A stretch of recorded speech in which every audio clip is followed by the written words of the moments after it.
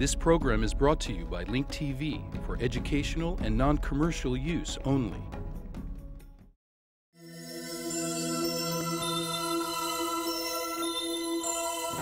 Mosaic, a daily news program from Link TV, presents a selection of news reports from independent and state-controlled broadcasters from throughout the Middle East.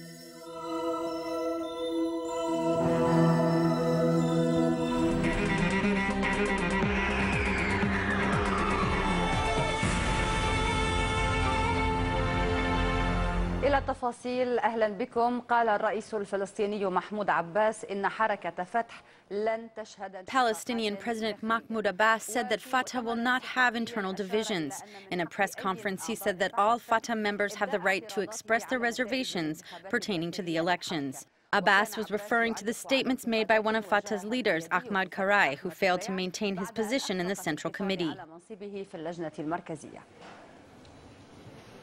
فتح لا يمكن أن تشهد انشقاقا وأبو علاء بالذات لا يمكن أن يفكر بهذا. It is impossible for Fatah to have internal divisions, and it is impossible for Qureia in particular to think of divisions.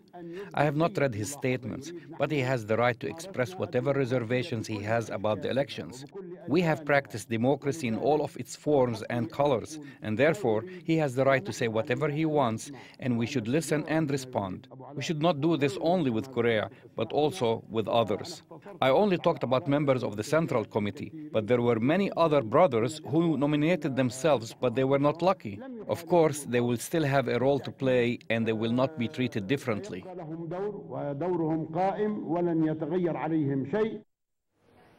للحديث في الموضوع معنا من بيت لحم المحامي أحمد الفياض رئيس لجنة. Joining me from Bethlehem, attorney Ahmad Al-Fayed, the head of the election committee for the Fatah Central Committee and Revolutionary Council. اتهامات أو ما يسميها الرئيس أبو مازن. We welcome you, Mr. Fayed. President Abbas refers to Qureia's comments as reservations, but in reality, Qureia says that the elections were fraudulent.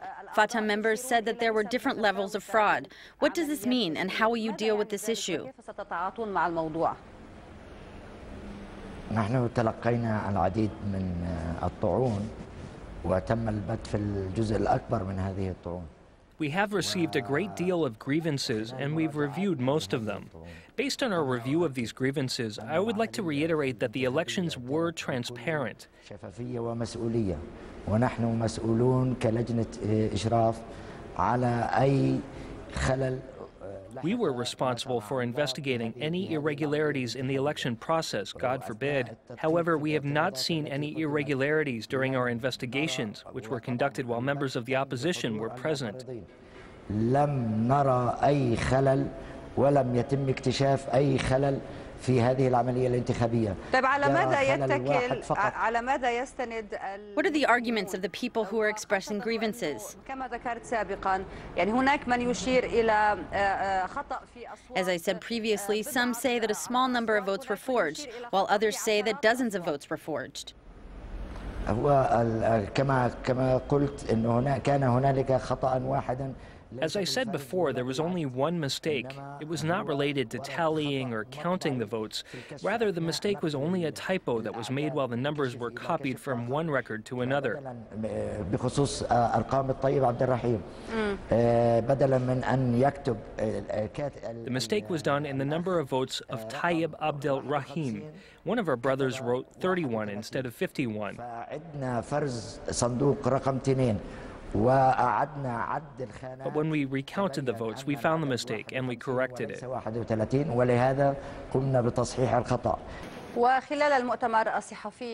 In a press conference, the Palestinian president reiterated that relations between Fatah and Iran are strong, in an indication that he wants to open a new page with the Iranian regime, which is one of Hamas's biggest supporters. إيران دولة شقيقة ولنا هناك تمثيل. Iran is a brotherly country, and we have representation there. So when they take a special step towards Fatah, we welcome this, and we want more and more good relations with our Iranian brothers.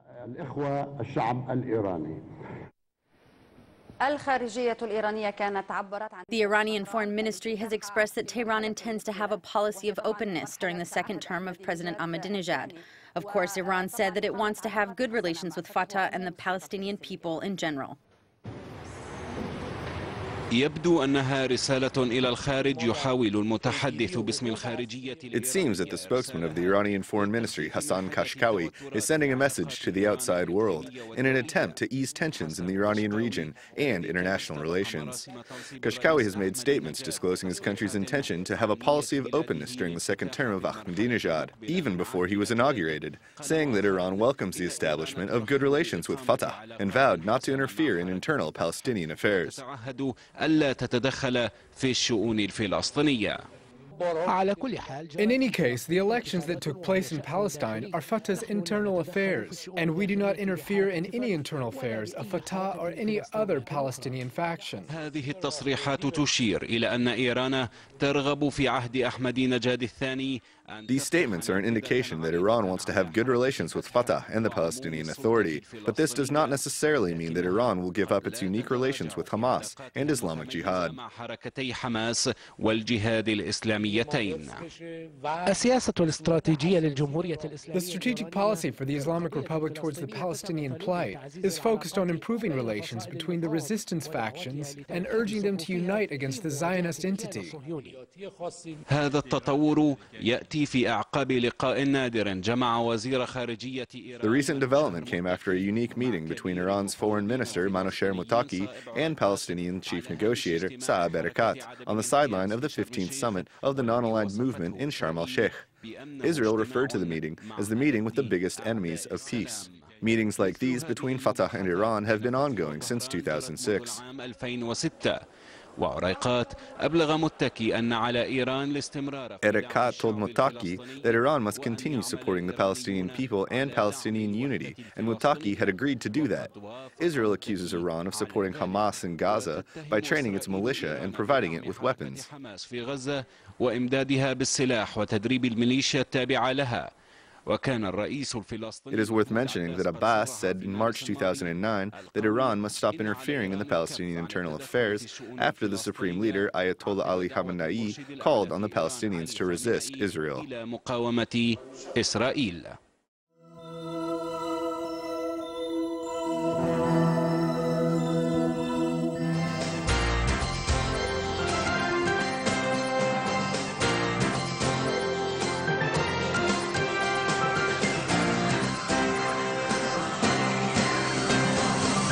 A new report by Human Rights Watch charged today that IDF soldiers killed unarmed Palestinian civilians who were carrying white flags during Operation Cast-Lead in Gaza earlier this year.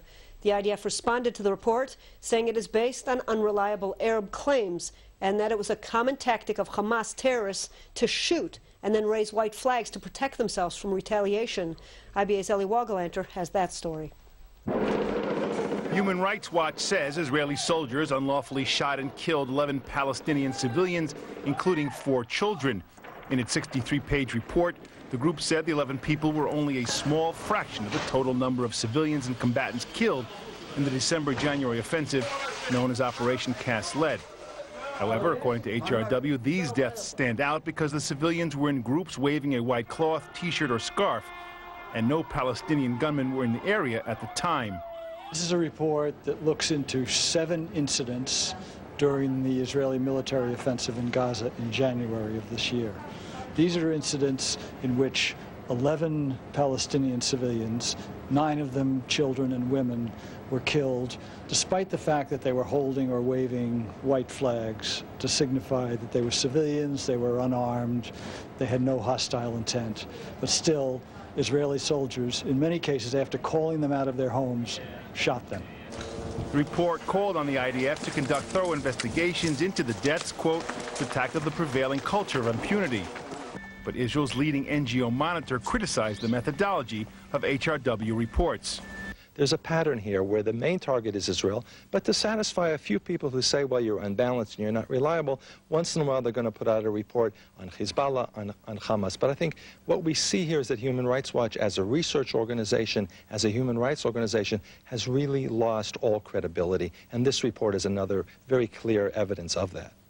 The IDF says that soldiers were obligated to avoid harming anyone waving a white flag, but that in some cases Hamas combatants had used civilians with white flags for cover. Any person who displays a white flag in this way acts illegally, does not enjoy protection from retaliatory action, and endangers nearby civilian populations. Moreover, the statement continued, HRW didn't bother to give the report to the IDF before releasing it to the public via the media in order to allow for in-depth investigation. The Army statement also stressed that the IDF did everything in its power to warn the civilian population by distributing more than 2 million announcements, including 300,000 phone calls to residential houses and media in the Strip, in order to keep civilians away from battle zones. Ellie Wogelanter, IBA News.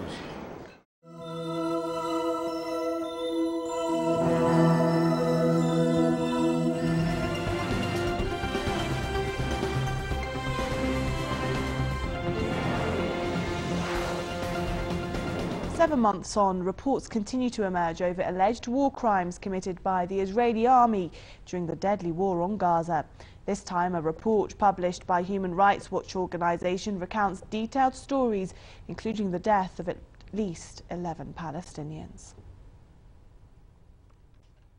11 Palestinian civilians, 9 of them children and women, were killed, despite the fact that they were holding or waving white flags to signify that they were civilians, they were unarmed, they had no hostile intent. But still, Israeli soldiers, in many cases after calling them out of their homes, shot them. The 63-page report notes that no Palestinian fighters were in the area at the time, and still the civilians were shot dead. In one case, 2 women and 3 children were standing in front of their home holding pieces of white cloth. But Israeli soldiers opened fire on them, killing 2 girls aged 2 and 7. Those victims were among the 1,400 Palestinians killed in the 22-day war on Gaza.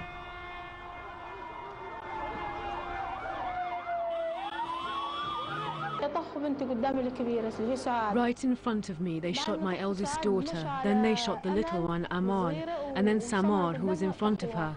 When we ran inside, they shot their elderly grandmother who can hardly walk.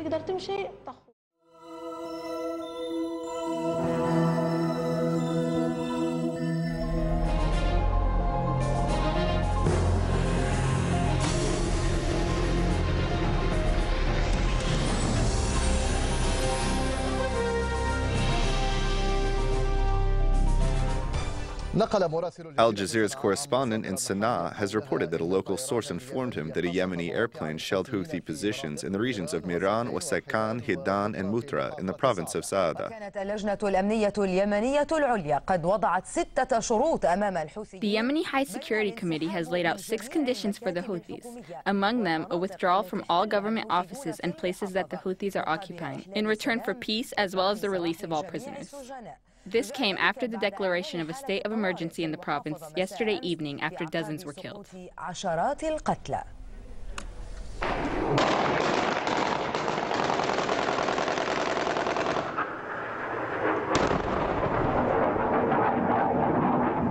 هكذا بدا المشهد في محافظة سعداء في شمال غربي اليمن. This scene took place in the Saada province in the northwestern region of Yemen, where the ongoing fighting is taking place between the Yemeni government and Houthi insurgents. Ending the insurgency has long been a source of concern for the government and has exhausted the army's resources. Military planes rained down bombs on the province where a state of emergency was announced.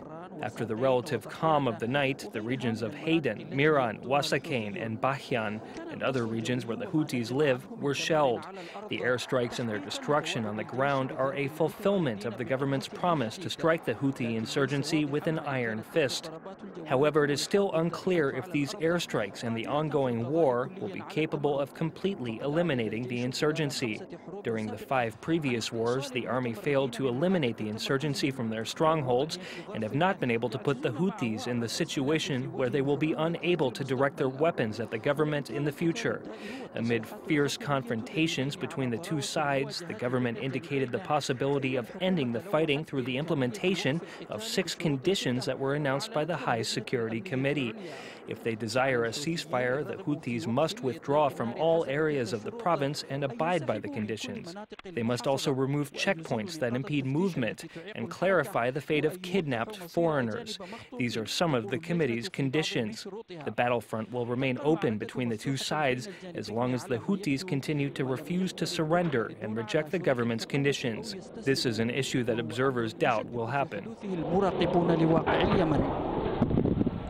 ونبقى في اليمن حيث قال زكريا المؤيد Zakaria al-Muayyad, son of the Sheikh Mohammed al-Muayyad, who has been released from the prison by the American authorities, said that his father was quickly transferred to the hospital where he was admitted to the intensive care unit only 24 hours after his return to Yemen.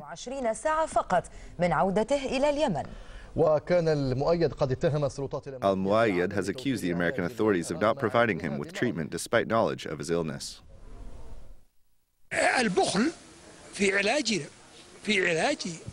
They were cheap with my treatment.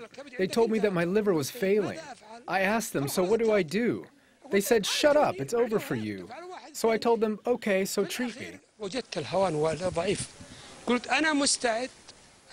At the end, I felt very weak.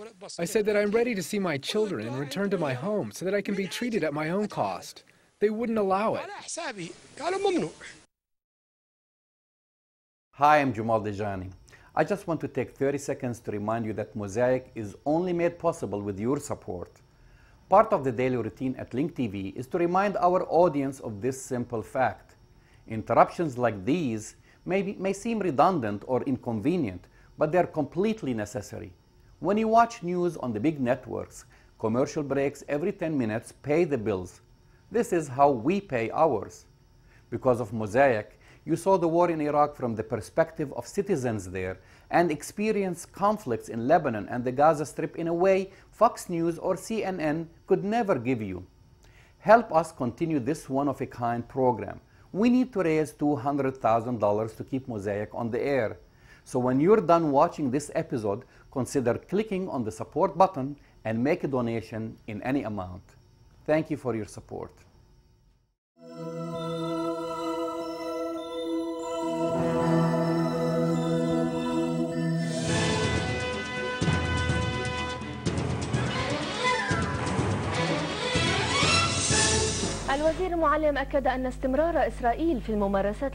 The Syrian Foreign Minister Walid al-Muallim said that by continuing its racially motivated practices against Arabs in the occupied territories, Israel is proving that it is not serious about achieving peace in the region.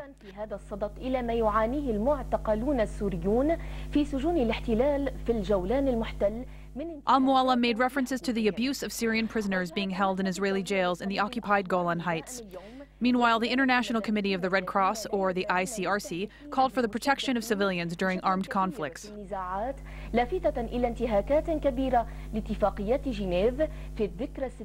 ICRC, which marked today as the 60th anniversary of the 4 Geneva Conventions, cited major violations of its protocols.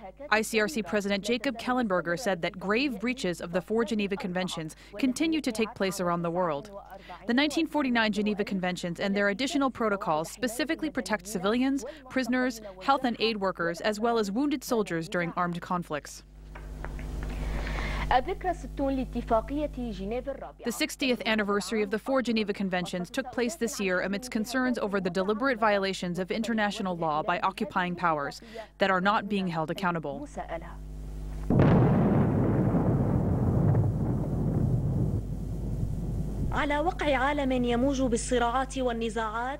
In a world filled with struggles and conflict, the ICRC is marking the 60th anniversary of the 4 Geneva Conventions. The 4 conventions and 3 additional protocols were ratified by 194 countries on August 12, 1949. The objective of the protocols is to protect civilians, prisoners, and the injured during wars and armed conflict. According to Article 53 of the Geneva Conventions, any destruction by the occupying power of real or personal property belonging individually or collectively to private persons or to the state or to other public authorities or to social or cooperative organizations is prohibited, except where such destruction is rendered absolutely necessary by military operations. 60 years have passed since the ratification of the 4 Geneva Conventions, during which the world has witnessed consecutive waves of wars, armed conflicts, and bloody hostilities. Articles of the agreement seem to be weak and useless pieces of paper, not due to a lack of content, but rather to the nature of the conflicts and the policies of international powers. policies that seem to be based on the principle of the right of power rather than the power of what is right. Based on this logic, the terrorist Zionist entity has committed blatant violations of international agreements and accords, including the 4 Geneva Conventions. Their violations were exemplified in the massacres of Deir Yassin, Bahr al-Baqar, Kifr Qasim, Sabra and Shatila, Jenin, Qana 1 and Qana 2, in addition to the Gaza massacre, whose blood is still fresh. At the beginning of the new millennium, former U.S. President George W. Bush and his new conservative cronies drafted a new law that restored the law of the jungle. With this, they unleashed their claws and fangs in Iraq and Afghanistan, where they committed countless human rights violations through their genocidal campaigns, policy of rendition, and secret prisons. Abu Ghraib and Guantanamo are testimonies to the crimes committed by the butchers of our era. The question that remains is, where are the objectives that these agreements were founded upon? Have they been collecting dust in the cabinets of international organizations, or have they simply flown away amidst the countless Zionist massacres?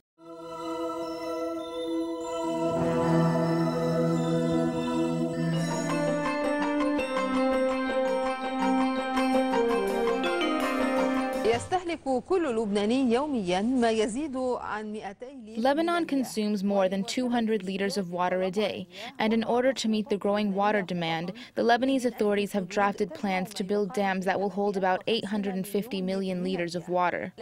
However, the majority of this plan is just ink on paper, while more Lebanese struggle to gain access to water during the summer.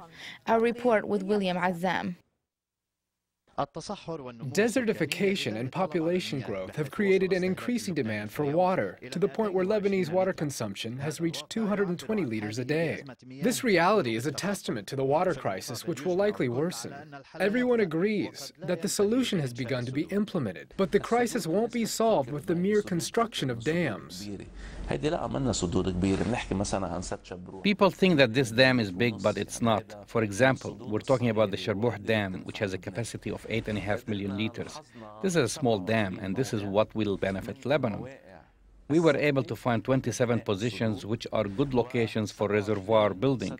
We have done hydrological studies on these 27 locations, and it seems that they will be able to store between approximately 150 million cubic meters of water in the network of dams that we have proposed for the Lebanese state. However, is it enough that they made full proposals for 12 dams when only one of them was actually built?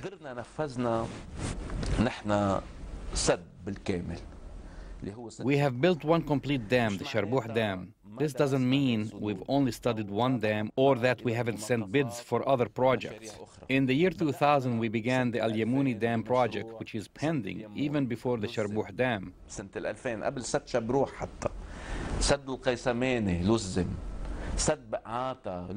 The Bukata Samaneh Dam, the Ba'ata Dam, the Sharbuh Dam are all in progress. We were unable to make progress except for Sharbuh, Asi, Lawazi's dams. In 2005, Israel shelled us in the region of Hormol.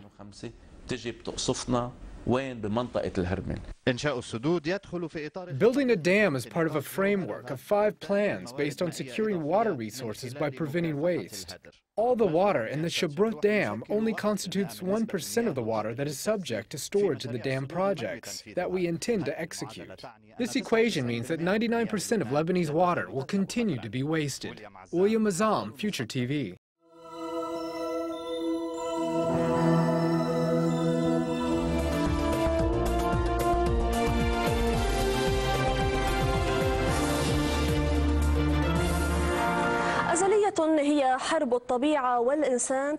The war between nature and mankind is as old as life itself, and it comes in different forms and shapes, requiring different defense strategies.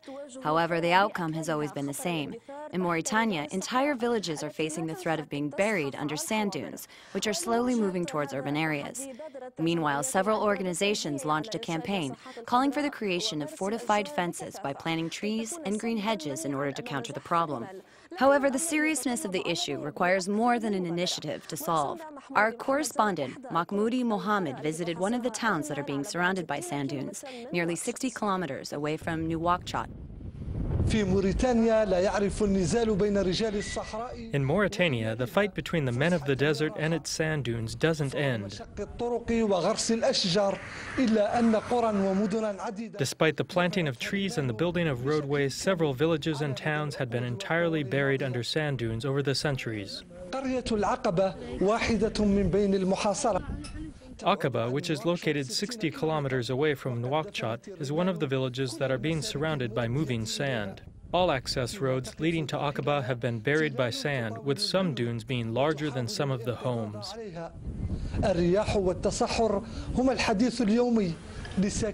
Wind and desertification are becoming the talk of this town.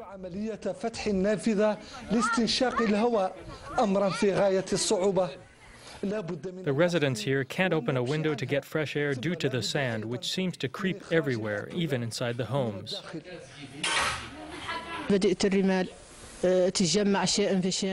The sand continues piling little by little until it fills the homes. Some residents were forced to leave town. They went to live with some relatives away from here.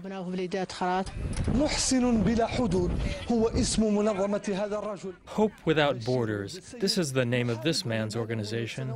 Bashir Weld Al-Sayed has been fighting sand dunes for years. He visits the hard-hit villages and attends to the needs of the residents. Al-Sayed teaches the residents the best methods to fight the movement of the sand by planting trees and creating green hedges as fences. Some, like Fatima, have given up on fighting this stubborn enemy and decided to live in tents after sand covered their entire homes.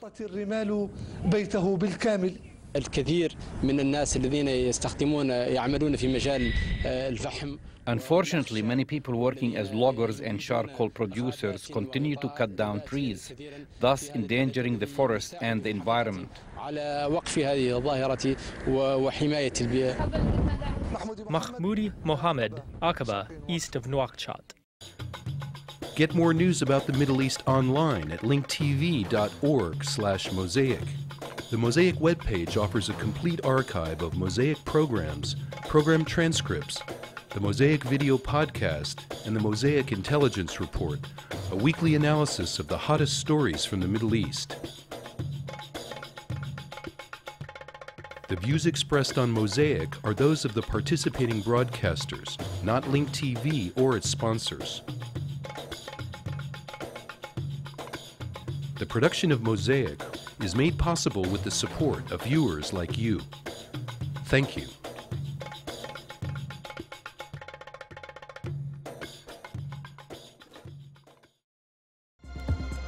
This program is brought to you by Link TV for educational and non-commercial use only. Link TV is the only U.S. network dedicated to global and national news, uncompromising documentaries, and diverse cultural programs which connect you to the world.